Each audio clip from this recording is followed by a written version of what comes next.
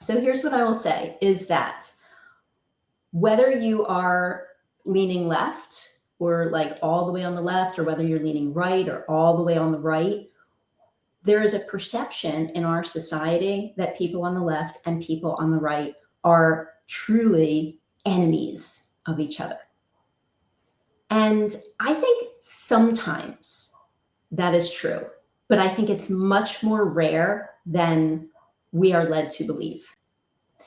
So, yes, if you're going to have a communication, if you're going to talk to people who see things differently than you, there has to be an openness on both sides ultimately, but it can start with you, because a lot of times if you demonstrate openness and create a safe environment for dialogue, then the other person will also be able to open up a bit and ask some questions and try to understand where you're coming from.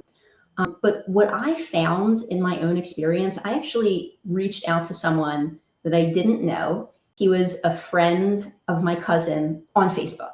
So, a Facebook friend of my cousin. And my cousin was very liberal. And this was leading up to Trump's first election. Mhm. And so this guy was responding to my cousin's liberal posts with like calm, rational responses in support of Trump.